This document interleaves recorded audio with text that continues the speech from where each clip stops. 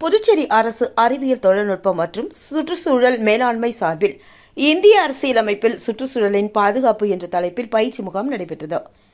தேசிய பசுமை தீர்ப்பாணையம், மாநிலங்களின் மாவட்ட நீதிபதிகள், அரசு வழக்கறிஞர்கள் மற்றும் காவல்துறை உயர் அதிகாரிகளுக்கு சுற்றுச்சூழல் மேலாண்மை குறித்த பயிற்சி முகாம் நடத்த உத்தரவிட்டுள்ளது. அந்த வகையில் புதுச்சேரி அரசின் அறிவியல் தொழில்நுட்பம் மற்றும் சுற்றுச்சூழல் துறை கடற்கரை சாலையில் உள்ள சட்ட ஆலோசனை மையத்தில் சுற்றுச்சூழல் மேலாண்மை மற்றும் இந்திய அரசியலமைப்பில் சுற்றுச்சூழல் பாதுகாப்பு என்ற தலைப்பின் கீழ் பயிற்சி முகாம் நடத்தியது.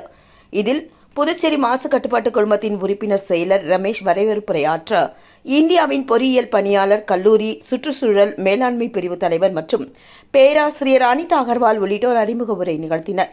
மாவட்ட ஆட்சியர் வல்லவன் கலந்து கொண்டு நோக்க உரையாற்றினார். இதில் மாவட்ட நீதிபதி, உறுப்பினர் செயலர் அம்பிகா உள்ளிட்டோர் வாழ்த்துரை வழங்கினார்கள்.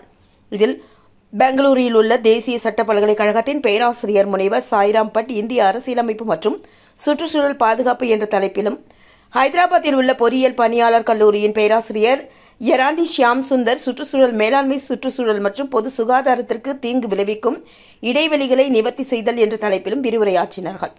இந்த பயிற்சி முகாமில் புதுச்சேரி மற்றும் காரைக்கால் மாவட்ட ஆட்சியர்கள், மாஹே மற்றும் ஏனம் பிராந்திய நிர்வாகிகள், துணை ஆட்சியர்கள், மாவட்ட நீதிபதிகள், அரசு வழக்கறிஞர்கள், காவல்துறை உயர் அதிகாரிகள், நகராட்சி மற்றும் கொம்யூன் பஞ்சாயத்து ஆணையர்கள் உள்ளிட்டோர் கலந்து கொண்டனர். இறுதியாக துறையின் சுற்றுச்சூழல் பொறியாளர் காலமேகம் நன்றி உரையாற்றினார்.